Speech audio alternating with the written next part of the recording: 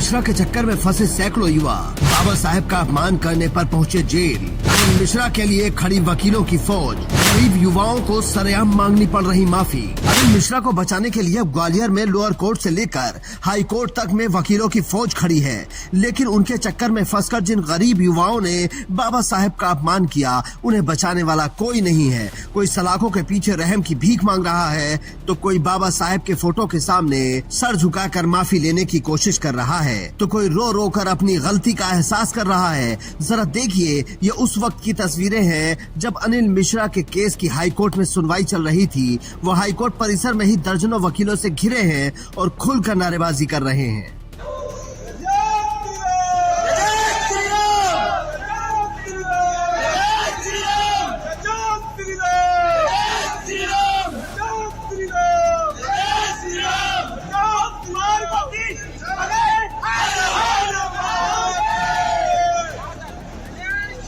और अब ये तस्वीरें देखिए, ये वाराणसी के रहने वाले हैं। बाबा साहेब की तस्वीर के सामने खड़े होकर माफी मांग रहे हैं। तो गलती हो गई अनजाने में, दोबारा ऐसा गलती नहीं करूँगा, भूल चूक के हुआ था। मैं फिर ऐसा गलती नहीं होगा, बस यही तो माफी मांगता हूँ।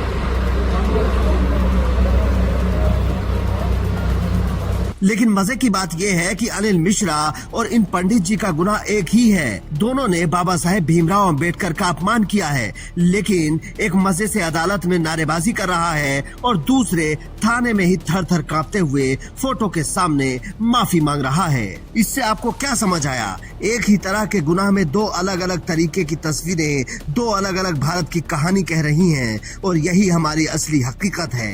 ये सवाल खड़ा हो रहा है कि क्या यहाँ गरीब और अमीर, कमजोर और ताकतवर के लिए सजा और इंसाफ अलग होता है? ये सवाल हमारे देश में हमेशा से रहा है और समय के साथ और बड़ा होता जा रहा है। अनिल मिश्रा ने बाबा साहेब के खिलाफ मोर्चा खोला।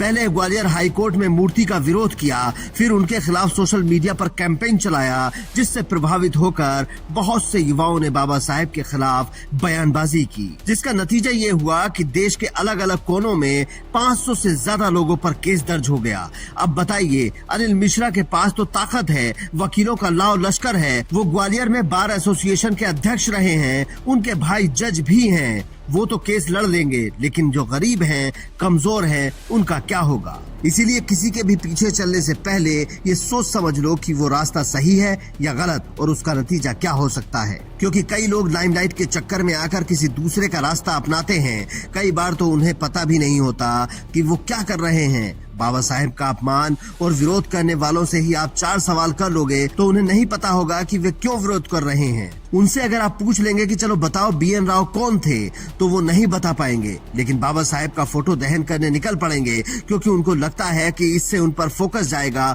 और मीडिया भी कवरेज देगी। लेकिन भाई लोग, मीडिया की कवरेज अगर आपको माफी मांगते हुए होती है तो बताइए कि आपका नाम होगा या आप बदनाम होंगे। आप पहले समझिए कि बाबा साहेब का अपमान आप क्यों करना चाहते हैं, आपका उन्होंने क्या बिगाड़ा है। पहले आप उनके बारे में पढ़िए और समझिए कि बाबा साहेब ने समाज के लिए क्या किया है, इंसानियत के लिए क्या किया है और वैज्ञानिक चेतना के लिए क्या किया है। और अगर फिर भी आपको लगता है कि अंबेडकर विरोध जरूरी है, तो संविधान के दायरे में रहकर कीजिए, क्योंकि विरोध और अपमान में बहुत बड़ा अंतर होता है।